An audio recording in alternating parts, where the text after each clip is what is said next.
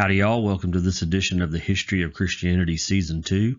Today we jump into Part 21. We're going to begin looking at the Puritans, and this one is entitled The Puritan Revolution. This is Part 1 of what will be at least 2 parts. It could possibly go to 3. It's a long chapter. Hopefully we can get it done next week in Part 2, but today we start with Part 1.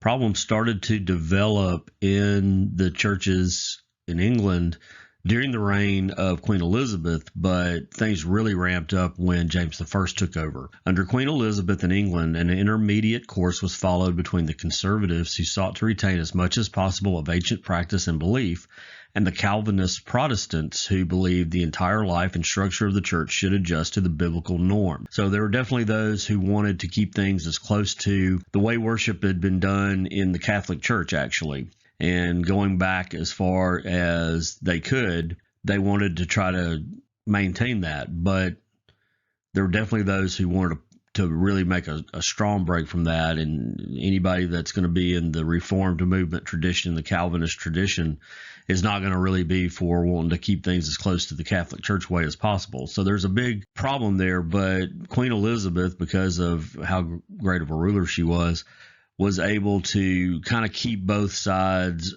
okay. Not that either one was completely happy, but in a compromise, it usually means that you've done a good job if both sides are not happy, if each one feels like they didn't get everything they wanted. So she was able to do that and kind of maintain peace for the time of her reign, but obviously, her reign did not last forever. During the Queen's lifetime, this delicate balance was maintained. So as long as Elizabeth was on the throne, then things were going to just kind of keep going and be okay. Elizabeth died in 1603, leaving no direct heirs. So she didn't have any children, obviously.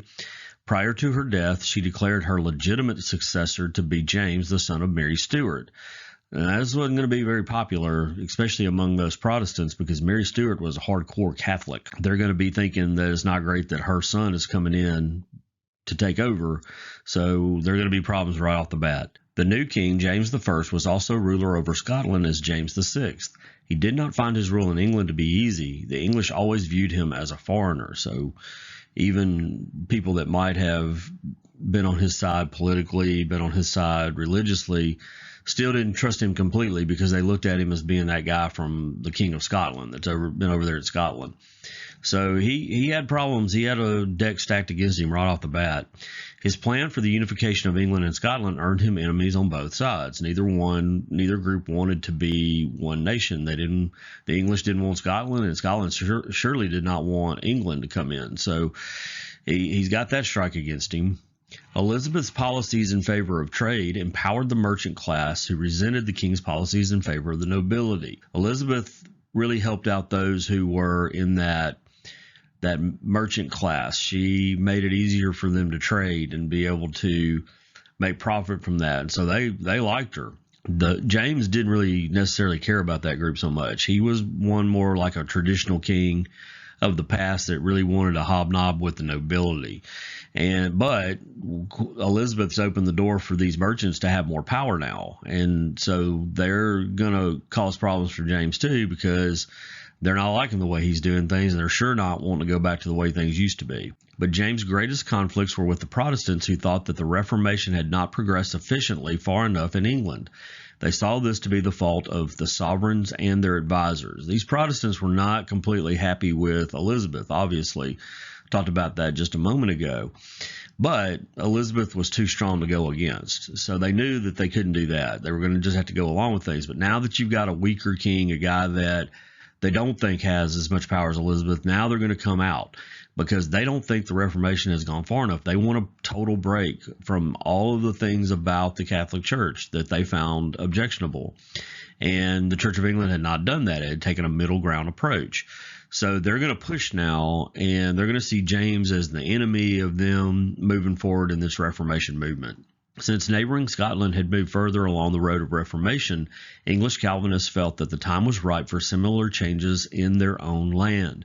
Interestingly, Scotland had really gone further than England in reform, and James was the king there. He didn't necessarily like that. He definitely didn't want that happening in England, But these English Calvinists saw that, okay, here's the guy that's coming from the place where the Reform movement had moved to the point we would like to be. So if there's ever a time to move forward, it's now. So you can see with James I, he's not going to be the greatest king that ever walked the face of this earth. He had some definite problems, but he also had a deck stacked against him. You never want to follow a Queen Elizabeth.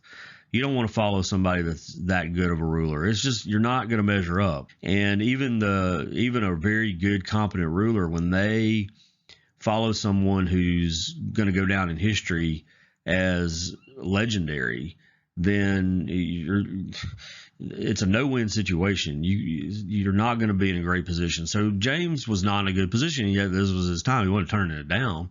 So here he is. He is not going to be the strongest ruler. He's not going to have the greatest ideas. He does some good things, but he's just got the deck so stacked against him that it's going to be hard for him to really overcome. It would take a unique person to be able to do that, and he wasn't in that class, but then again, most people wouldn't be. And so this brings in the time of the Puritans that's going to grow out of this situation.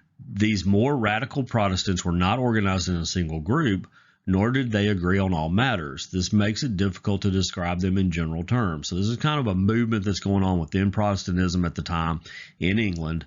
It's not an organized necessarily type of deal yet, but there are things about the people that are in this radicalized group you can kind of say they had in common, and yet they also differed a lot too. So even describing them in general terms is hard to do. They were given the name Puritans because they insisted on the need to purify the church by a return to biblical religion. Really, all the reform movements that had taken place in Europe had that idea in mind, to return to biblical religion, but some groups had pushed further and harder on that. And this group of Puritans may be the one that's going to push that the most, at least in this time period. And that was something that was very important to them.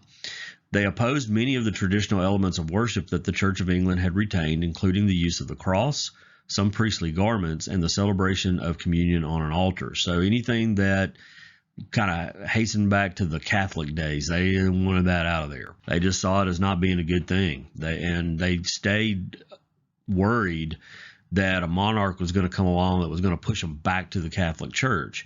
It was a legitimate fear, at least early on in this, that one of these rulers that had a Catholic background was going to come in and scrap all the Protestantism, kick it out, and bring in Catholicism. Now, James I for them is going to be a prime suspect for this because his mother was hardcore Catholic. As you're going to see later, he didn't end up doing a lot of things they were afraid of.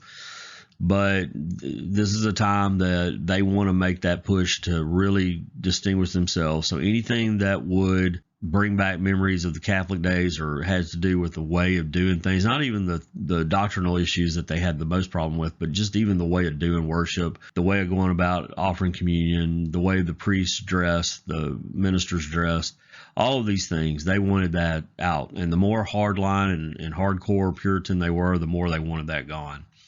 They also insisted on the need for a sober life as defined in Scripture and a lack of luxury and ostentation. So that's kind of when you read about Puritans and think about them in history, you think about them this way. They were very strict in the way that they said that you should live, and definitely doctrinally they were strict, but even in manner of life, they wanted people to live a life that they felt was one that had been described by Scripture. And for them, that meant living soberly, living without luxury and ostentation. So they have some good points about that, but they definitely are going to be on the extreme side of all of this stuff.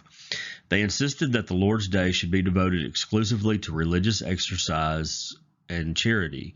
So no working, no doing anything else. They wanted to get back to the idea of, keep the Sabbath holy, don't be doing work on it. They also rejected the Book of Common Prayer and any written prayers that were repeated. They didn't like the repetition of prayers. They said that wasn't the way to do things. And in fact, even the Lord's Prayer, they didn't go around reciting it. They used it as more of a guideline of how to pray. And we even know that some people describe the Lord's Prayer as the model prayer. And it's actually valid. Jesus did say, pray in this way. to them, and understanding you shouldn't repeat the words, recite the words, but use them as a guideline of how to pray. And I think that there's validity to that, but I also don't think it's wrong to repeat the Lord's Prayer. I don't think that either side's wrong on this. I think you can do that, but I also think that you should look at the Lord's Prayer as a guideline for how to pray as well. So you can use it. It can be both things. It doesn't have to be just one or the other. But the Puritans, they were on it. They didn't want a book of prayers that you just repeat the words. They wanted genuine, what they would consider to be genuine prayer that came from the heart. And again, you can look at both sides as having a point here, and there's probably a middle ground approach that would be best. But this group is not a middle ground group. This is a extreme group. Puritans did drink alcohol, so they weren't total abstinence from alcohol types, but they were very critical of drunkenness. So again, they're trying to take a scriptural approach. Does the Bible ever prohibit drinking alcohol? No. Obviously, to say that would be to say Jesus was a sinner. He would have been around in a culture that drank alcohol. He would have done it himself, and he created it. He made alcohol at the marriage in Canaan, his first miracle, and actually made what they would have considered to be a stronger form, not a weaker form that would have been typically served at the end of a wedding. So you can't say the scripture, you can't honestly say the scripture prohibits drinking or that total abstinence is the way, but you can definitely point to several places in scripture where it says not to be drunk. And so the Puritans are trying to take that approach. You can drink, but don't be drunk. They were also critical of anything they considered licentious. So one example of this would be the theater. They didn't like the theater.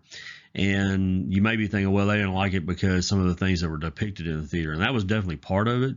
But they didn't like acting in general. Their thought on it was that acting was kind of, because you're pretending to be somebody else, you're kind of being deceptive, or it's a unique way of thinking about it. But they didn't like even the act of being an actor in theater. So even if it was a play or something like that would have been Christian in nature, for instance, or would have been absolutely without any objectionable content, they still wouldn't like it because they just thought being an actor or acting in and of itself was not a good thing. So kind of definitely a unique perspective, and they had very strict guidelines.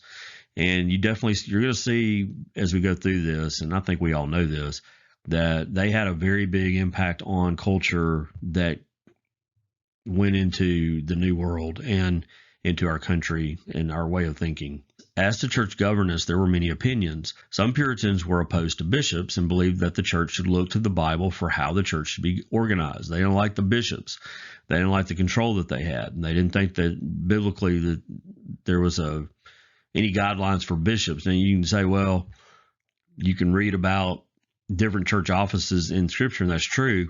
But the way the church was set up with these bishops being in charge and that kind of thing, they said that's not in Scripture. But there were more moderate Puritans who saw in the Bible several forms of church government.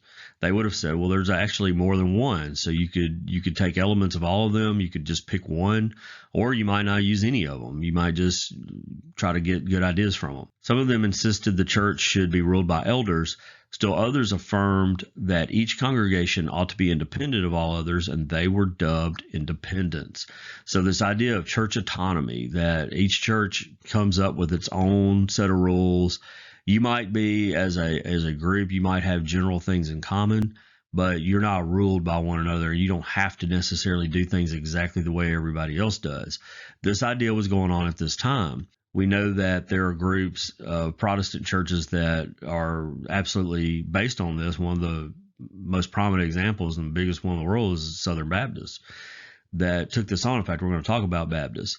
But this began at this time, this idea of how do you govern the church? Should it be under an authority, or should the church in itself be an authority, or should they continue to be, or should they completely be autonomous or independent? And there were definitely groups who thought that they should be independent. And in fact, that does bring us to looking at the Baptists. The Baptists arose mostly among the independents. If you know anything about Baptists, that's not a surprise because they are very independent. One of their early leaders was John Smith. He lived from 1554 to 1612. He was an Anglican priest who decided that Anglicanism had not gone far enough in Reformation and established an independent, therefore illegal congregation. So he moved away from the Anglican Church. He said, we're not getting it done. We're not going far enough. So I'm going to pull away and I'm going to start something that's going to go far enough. But it wasn't illegal to do that. You couldn't have an independent church, but he did it anyway. As the congregation grew, Smith and his followers fled to Amsterdam. So they're illegal where they were in England, but they could go to Amsterdam. They'd be okay. Smith continued to study. Eventually, he would only read the text in its original language during church services. He translated the text as he preached. So he learned Hebrew and Greek to the extent that he could actually read it in services. So he would get up to read the scripture, he would read it in the original language, then he would self-translate it.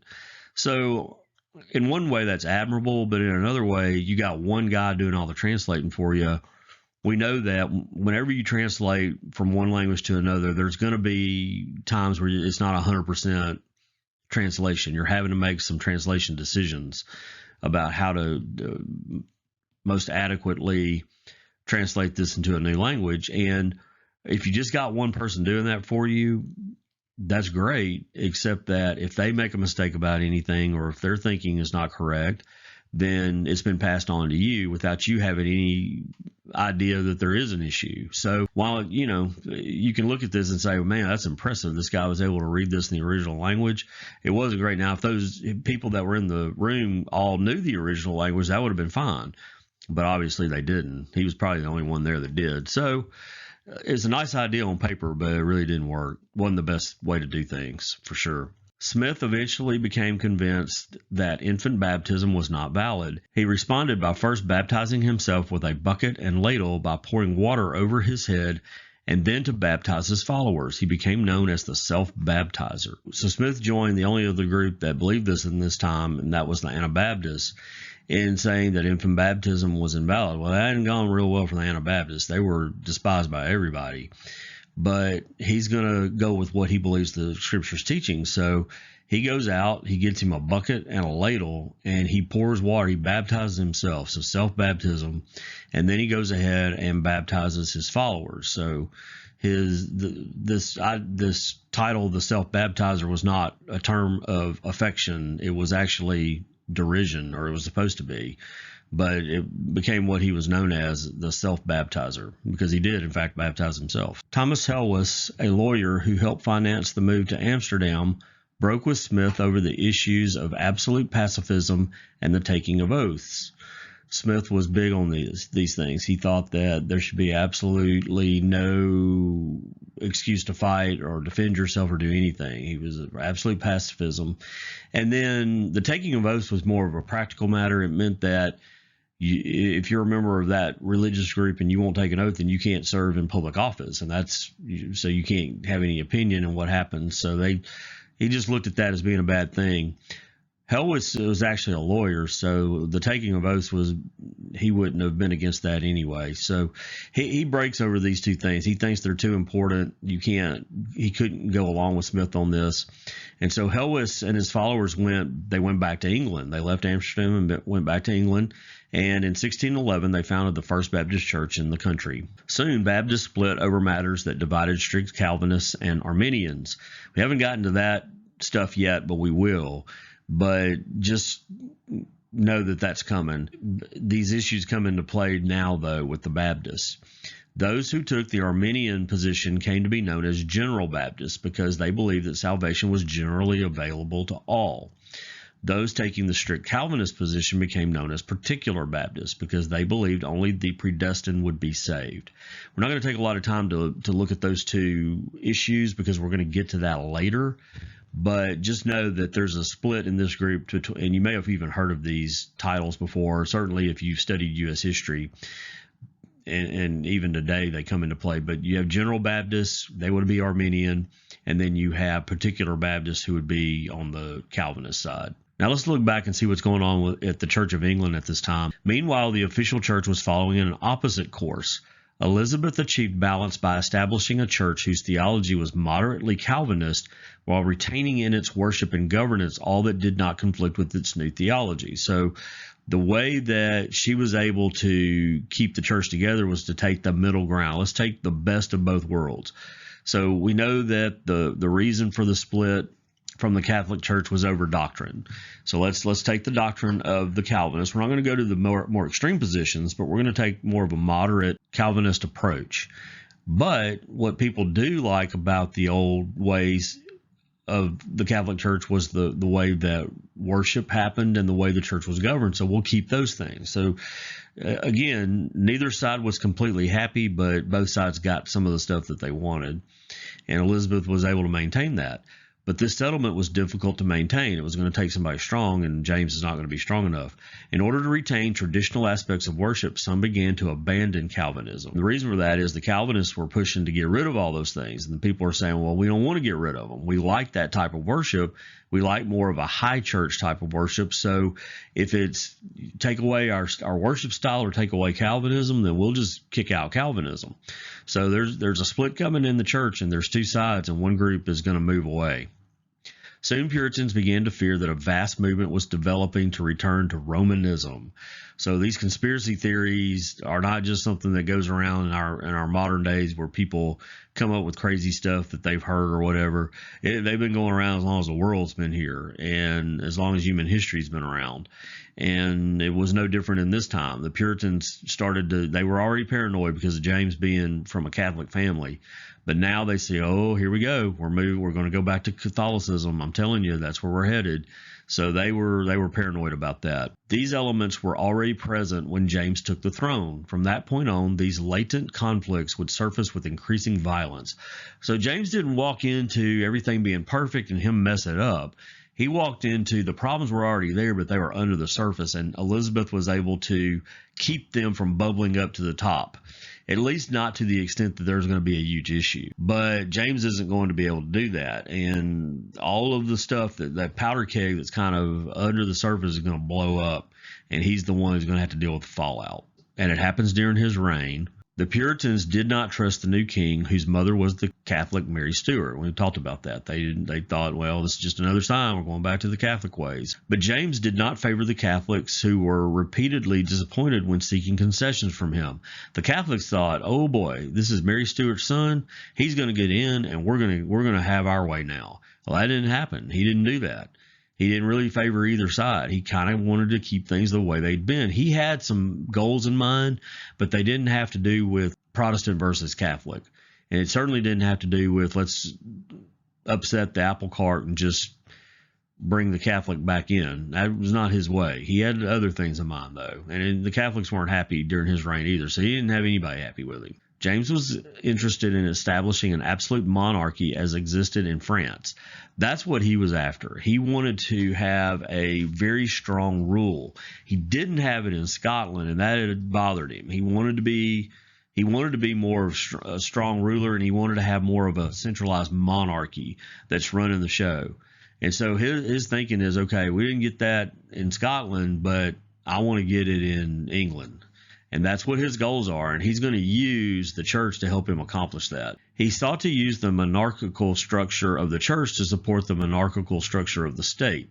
So he was going to be big on church governance, having those bishops in place, having those levels of authority, because he could use them to help him with the state. And he wanted to that was what really he was interested in.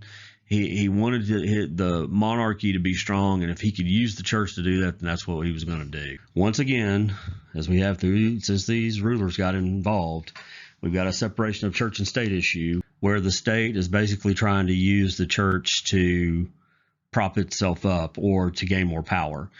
And that's what James was interested in. The rest of this stuff that everybody was worried about, he wasn't interested in that. He wanted to make the structure strong, and he wanted to use the church in whatever would help that, and whatever that ended up being to him, it really didn't matter. And that's the way he went with it. James' personal character also hurt his prestige. He was a homosexual, and his favorites enjoyed unmerited privileges and power in his court and government. So his sexual stuff was going to be looked down on. But on top of that, he also was going to favor those that he liked, which, I mean, to a certain extent, everybody does that. But he liked the nobility. He liked the upper class. And this is in a time where that not yet middle class, but merchant class a step down from nobility, but not commoners. They are seeing their power increase, and they've been looked after by Elizabeth, and that's what they want to continue, but James is not continuing that. So in those ways, he's going to be criticized. His finances were managed honestly, but he still wasted money on superfluous matters, which left little funding for important projects. So he didn't steal money. He didn't take money out from under the table. He would say where it was going to, but it would just be wasted money, just vanity projects and whatever. And then meanwhile, there's things that actually needed to be accomplished. He wasn't taking care of that. So that was looked down on. He also liberally granted titles and honors for his friends while granting little or no reward to those who had served the crown for a lifetime. So once again, not going to be something people like. You're giving stuff to people that are your friends, and they hadn't necessarily been looked at as having earned it, but yet people that had worked hard and really put a lot of their life into serving the government were not getting the benefits of it. So that's another one that's going to not put him in good favor with people. James tried to maintain Elizabeth's tolerant religious policies, but the one thing that he would not abandon was the episcopal system of government. He was convinced that the bishops were among the most committed and useful supporters of the crown, and he was right about that. So to meet that end, he was actually correct, but it wasn't what people were interested in. He wanted to keep that balance, maintain that balance between the old guard, who liked things more like the Catholics did, at least the worship style and the way the church was governed, and the new group that was very interested in doctrine and didn't want anything from the old ways. So he wanted to keep that, but he wasn't willing to sacrifice this government system in the church because he knew that's where his support was going to come from. He was convinced of that, and he was right about it. The bishops did support him, and they did help to gain him power and keep him in power. So for his ends, he did the right thing, but for trying to keep peace in the church, it wasn't the right thing. And that did lead to conflict with the king. The tension between the prelates of the official church and the Puritans grew during James' reign. So it's going to be tension in the church that was bubbling under the surface with Elizabeth. Now it's come to the top. In 1604, Richard Bancroft, Archbishop of Canterbury, had a series of canons approved which affirmed that episcopal hierarchy was an institution of divine origin. Without it, there could be no true church. This is going to go along with what James likes. That episcopal government, that hierarchy, it was going to be supported by him. And this Archbishop of Canterbury, Richard Bancroft, actually has canons approved to say this. But that's going to cause some problems with people in the church that don't agree with that. This implied the rejection of the European Protestant churches that had no bishops. Many of the churches on the continent, they didn't have this government system. And by making this proclamation, it's kind of saying that, well, they're no good. And the Puritans aren't going to like that. They saw it as a step to break Protestant ties and return to Catholicism. They were paranoid as it gets about going back to the Catholic Church. They did not want to do that. And anything that they saw that went contrary to the way they thought things should be, automatically their first thought was, we're going back to the Catholic Church. Look at him. He's trying to pull us in. He's going with his mother. That she was the big Catholic. Well, here we go. And it didn't really let them look at things in an objective way. They did have a point here that this archbishop shouldn't have been going around saying that the way that the church was governed was a divine origin, because we don't even see that in Scripture. So it's correct that wasn't right, but then them going off the deep end the other way wasn't a good thing either. So it's just more tension coming. Parliament was in session. The lower chamber, or House of Commons, included many Puritans who now joined the others to appeal to the king against Bancroft's canon. So they get together and say, let's go to the king, and we got to put a stop to this. We need to get him to hit the brakes. So James called a conference that gathered at Hampton Court, over which he presided. So he said, okay, let's come on in. Let's hear this. But all attempts at conciliation failed, and the only result of the meeting was the new translation of the Bible that appeared in 1611, generally known as the King James Version. So it was an important meeting for that end, because that Bible was around for a long time. It still is around. And was a big step in making that translation. So that was a big deal. But as far as actually helping with the issue at hand, it didn't help. James didn't listen to it. He wasn't going to. He was in agreement with keeping power in that church governmental system. There's no way he was going to back off from that. That was his main goal. So the meeting was doomed to failure before it ever even began. And that's one more thing that's going to drive a wedge in the church and between the people and the king. So we need to get into this gunpowder plot. You might have heard about this before, but it's very relevant to what we're discussing. Late in 1605, the gunpowder plot was discovered. A repressive law against Catholics had been issued the previous year. So this is interesting. All these Puritans are worried about what the Catholics are going to do, but yet here's a law that's actually going to hurt the Catholics. So it doesn't look like the Catholics are getting propped up at all, and they weren't. Its purpose was seemingly to collect funds, for authorities used it mostly to impose heavy fines and to confiscate property. So that's the big thing to realize about this is this was a money-making generating deal, kind of like speed traps and that kind of thing that people get irritated about. All it is just a way of funding, whatever institution is involved in that, whatever police department, whatever you want, it is. It's not really about what it's said to be about. It's really about collecting money. And that's what this was too. It was just a way to get money out of people. And people tend to resent that stuff. Some Catholics decided it was necessary to be rid of the king. So the guy that they thought was going to come in and help them because he was Mary Stuart's son, not only has he irritated them by not helping them at all, but they're now to the point of this guy's got to go. One of them rented a property whose underground storage extended below Parliament. That's interesting. The plan was to fill several wine barrels with gunpowder, set them directly under the meeting room, and blow them up while the king was addressing Parliament. They're just going to take them all out. And let's just blow up the government, basically. We'll take the king out. And you might be thinking, well, why target Parliament? Why not just try to get the king somewhere? Well, they had a reason for that. It was also going to eliminate the Puritans who sat in Parliament. They didn't want them there either. They were the problem.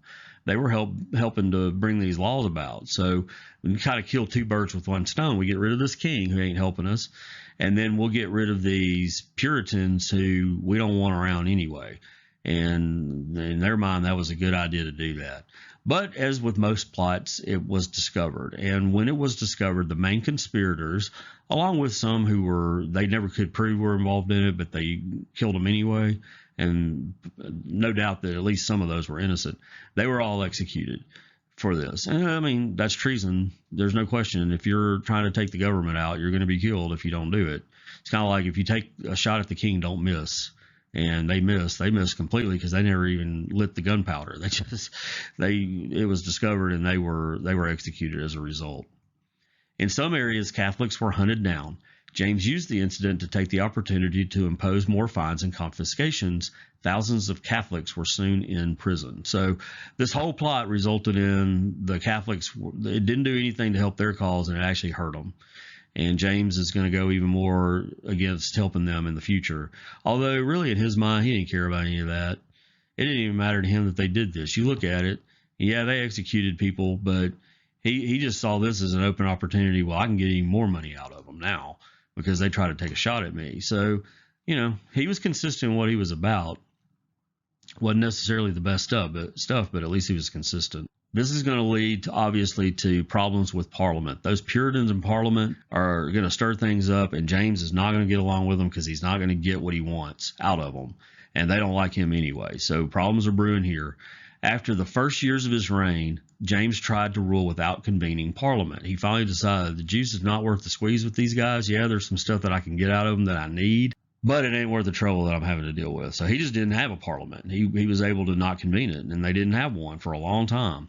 But Parliament was required to approve the authorization of new taxes. In 1614, James convoked a meeting of Parliament, and he did it because he was desperate for money. They were out of money. All this misuse, and maybe not legally misuse, but at least frivolous use of funds, was finally coming back to haunt him. And there were things that had to be paid for. He didn't have the money to do it. And he also, because of the way the government was set up, he didn't have the authority to just impose these taxes that he wanted to do. So he had no choice. And he decides, all right, I can't do anything about it. I'm going to have to bring Congress back, or Parliament back. And so he did that. He brought Parliament back in session. When the new elections resulted in a House of Commons more hostile to the king than the last, James dissolved it and tried to manage without the tariffs Parliament would need to impose. So James brings them back. He's hoping maybe time has kind of got everybody settled down. No, in fact, time has made it worse. This new House of Commons is not going to give him anything he wants. And so he's thinking, well, there's no point in having them. I'm not getting what I want. And he chucks them back down. We'll just get by without them. Then the 30 Years' War broke out. When James did not offer his son-in-law Frederick support, many English Protestants began declaring that he was a coward and a traitor. Well, there was a reason he didn't offer support. He didn't have any money to offer the support. He didn't have money to send an army over. And he didn't have money to do the things he needed to do in the country, much less that. So here he is. He's in another bad situation, and partially of his own fault. He doesn't have money because he's wasted it. He can't get along with Parliament, so he can't get more money. And now, because he doesn't have any of that, he can't send an army over to help with this war. And his own relative, he can't support him, and that's going to just make him look worse. So things are not going great for James at this point. Finally, in 1621, James called Parliament once again, hoping that Puritans in the House of Commons would agree to new taxes with the promise of the support of German Protestants. So he's thinking, okay, I've got a little carrot I can dangle right now. They're going to want to help those Protestants in Europe, and they're being definitely affected and being attacked during this 30 Years' War. So what I'm going to do is go to them and say, hey, look, we need the money to help. We need to go over there and help them, but we can't do it without more funding. So get us the money, and then we'll go over there and we'll help your brothers over in Europe. We'll help fight this war. And he thought that would get it done. But something happened. It was learned at that point that the king was planning to marry his son and heir to a Spanish princess. That's a bad deal, because the Spanish princess, the Spanish nation is ruled extremely Catholic, hardcore Catholic. And to think in their minds, to think of bringing in a Catholic princess at this point with the son who was going to be the successor to him was like, oh my goodness, things just got from bad to worse. It was seen as an abomination by the Puritans in Parliament. It didn't matter then. They didn't care about supporting the German Parliament. I mean, they wanted to, but they were dead set against doing anything to support this king if that was what was going to happen. When they met, they approved some minor taxes and then insisted on a meeting before the king. So once again, they're like, okay, yeah, we'll give you a few things to kind of keep the country running, but we're not going to give you everything you want until you sit down with a meeting with us. James responded by dissolving the assembly and arresting several of its leaders. He said, you know what? I've already had meetings with y'all in the past. It didn't help me. It didn't work out real well. So instead of doing that, I'm going to just end this council, and to boot, I'm going to put some of you in prison. So that's the way he did it. It didn't endear him to them one bit. The marriage plans were abandoned for different reasons, and James called a meeting of Parliament once again. So the marriage got scrapped. It wasn't because they protested against it. It just didn't work out. But he's thinking, okay, that's out of the way. Let me get this group together again. But once again, the meeting was dissolved without obtaining the funds. He just couldn't get the money out of them. Shortly thereafter, the king died and was succeeded by his son Charles. So that's the end of the story with James. His rule was one in which there were some good things that happened. The King James Bible is probably the most notable one.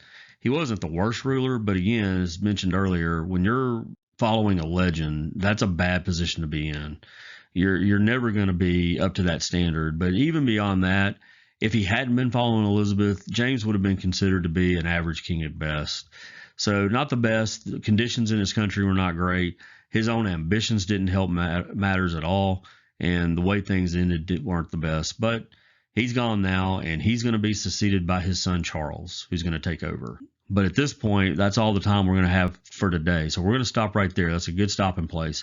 When we get together again next week, the next episode, we're going to look at Charles and his rule, and we'll go into more of what's going to happen with the Puritans. So we'll see about how we do next week. I'd really like to finish out all the Puritan stuff next week. It possibly could go to a third. I really don't like breaking them up that much, and it may mean that we need to do a longer one next week. We'll just see. But that's definitely the topic for next week. We're going to continue this. the Puritan Revolution next week when we meet again. So thanks for taking time with me today. God bless you this week. Hope you have a wonderful week, and hope to have you with me again next week. God bless.